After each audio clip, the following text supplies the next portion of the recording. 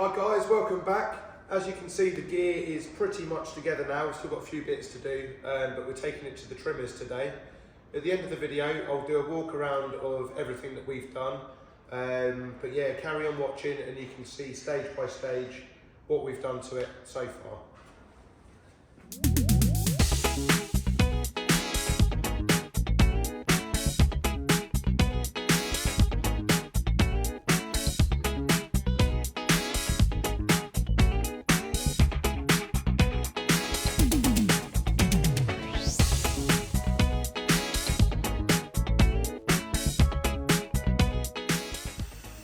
We've got these projector style headlights which are pretty cool. It's a conversion kit supplied by Dapper Lights. The customer supplied these a while ago for us to test fit and they went in nice. But obviously we had no lume in the car, so we didn't get to test them. Unfortunately, we had a bit of an issue. They're quite clever, so there's a single filament bulb in there and a flap that runs across here. And the flap is down and creates a beam pattern for low beam, and when you want full beam, the flap does that and allows all the light through. If we go over to this side, comes with this nifty little box that controls it all. Unfortunately, this box seems to be causing a bit of an issue. So as soon as the headlight comes on, the flap opens and we can only get full beam. It took us a little bit of time to sort that out, or to figure that out. I'm hoping that we get a new box soon. Okay, so this is the winder mechanism. We had it fitted in the car, and then a couple of days later I shut the door and heard this clang and it all falling apart. Basically, when that goes together, this sits in here, holds it all together, and then it's got a little piece here that tensions on the spring. But as you can see, it's snapped off. These are made of aluminium. As far as I'm aware, you can't buy them.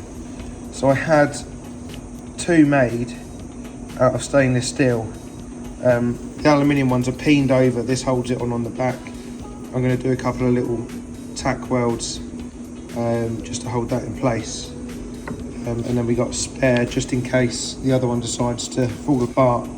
They're under a fair amount of tension. They just help lift the window up, these springs. That's what it's designed to do. Obviously after 60 years of service, it's given up. Couldn't have happened at a worse time really. We're up against it, but hey, here we are. Let's crack on.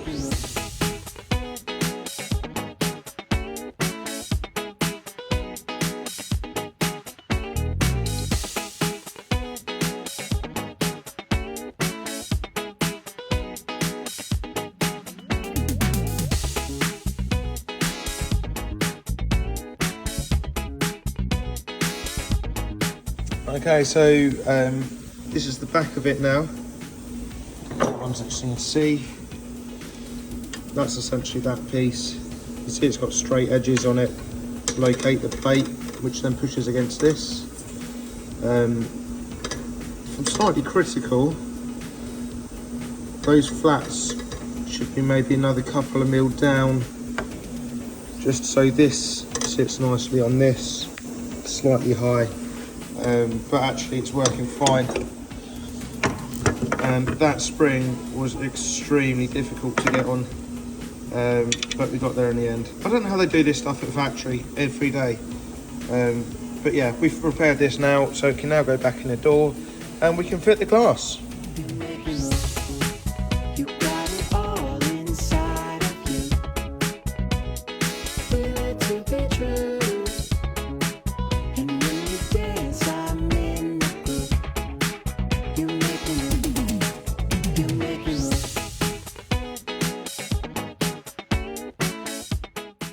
So we made these seat mounts probably about 6 months ago when we test fitted these seats in the car. They're really simple, just a bit of box section as you can see. They got a big hole in the bottom to get the cap head through to be able to bolt it to the seat runner. And then there's a bolt on the outer edge to bolt through the floor. And then as you can see at the front, we've had these two stainless steel legs made up, and these will bolt directly through the floor into the runner. So yeah, pretty simple, Nice easy way of mounting these seats, especially compared to the Baja seats that we mounted last year. Okay, so the next job on this is to fit an aluminium weather strip that goes all the way around this aperture. Screws all the way through, see those tiny little holes. So that is an aluminium frame that has a rubber between the body and the aluminium, and you've got another rubber that slots into the aluminium. I've not done this before, but I think we're going to have to, they come flat, so we're having to shape it up. And this side, I've started screwing that on, and then I'll take it off to fit the rubber. So here, I've started putting the rubber on. We've got the old ones to show us how it's supposed to be, and then the new ones. So I'm going to glue the rubbers on and then screw them onto the car.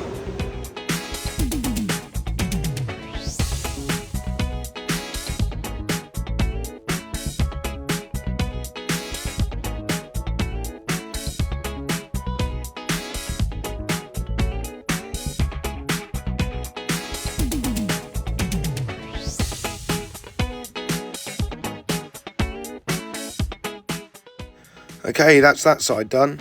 On to the other side. You got it all inside of you. Feel it to be true. And when you dance, I'm in the groove. You make me move. Okay, these are the catches for the rear pop-outs. All the chrome was flaking off and they were pretty gnarly, so we had them de-chromed. And Chris has been prepping them to paint. They're going to be gloss black. And then we've got our modified door handles here. They got a bit of a rubbish paint finish on them, so we're going to paint these gloss black.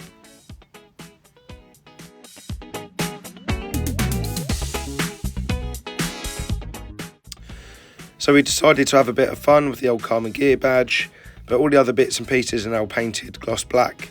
This includes the rear pop-out latches, the rear pop-out door frames, we've got the inside of the bumpers, a few other bits and pieces, and the fuel tank. So everything's now painted and ready for reassembly.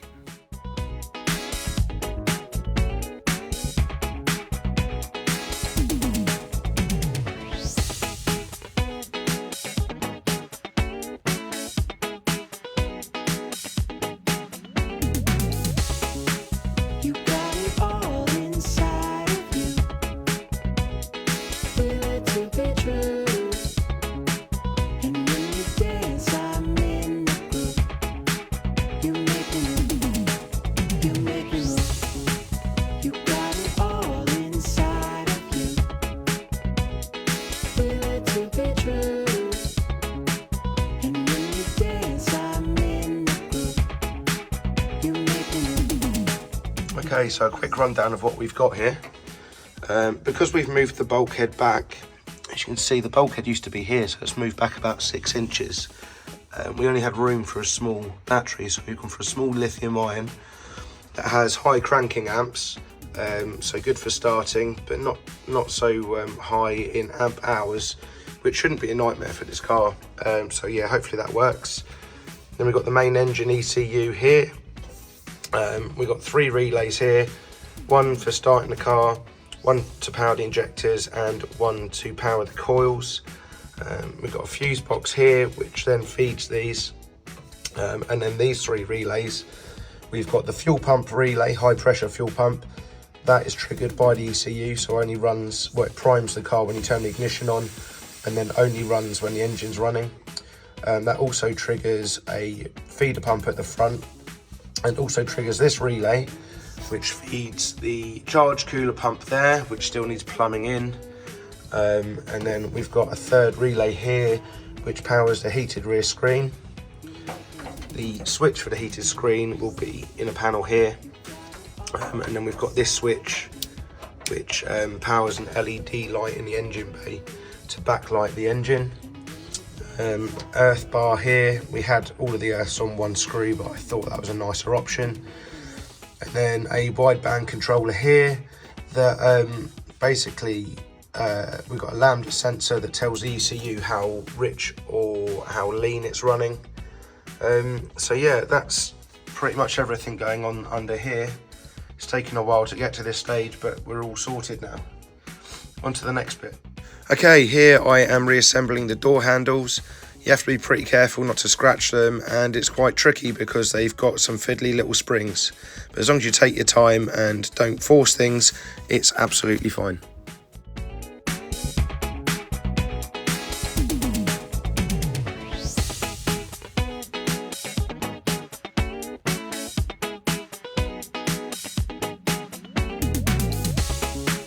You got it all inside of you. Feel it to be true. Okay, on to one of my favourite parts of the build, the engine. This is a 2.3 turbo type 4 engine. We're aiming for around 320 horsepower. And Jay has got a pretty specific idea in mind how he wants this to look. So I'm taking it apart. We're going to modify a few bits just to improve sealing, and we're going to get some other parts Cerakoted. You make me look.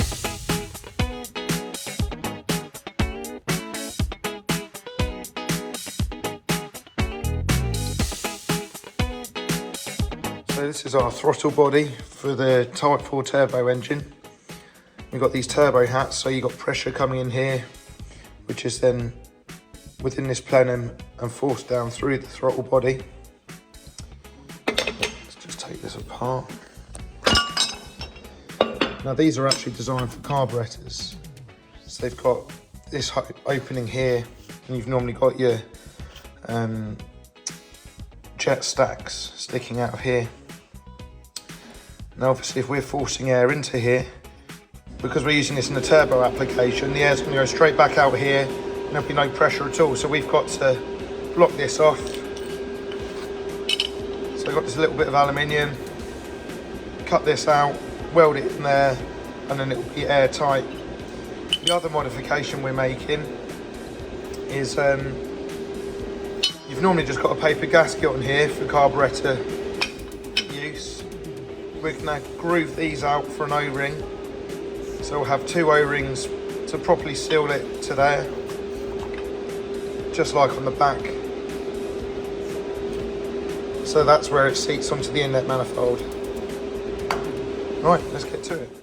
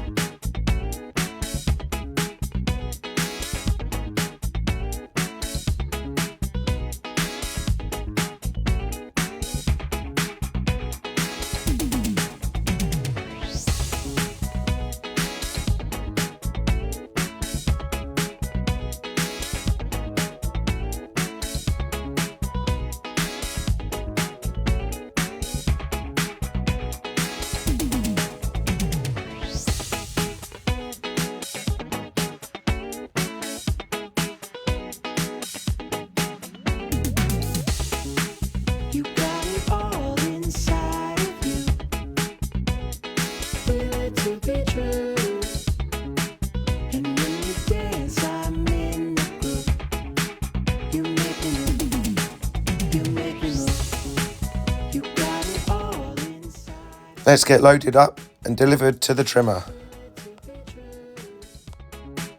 And when you dance, I'm in the groove. You make me move. You make me move.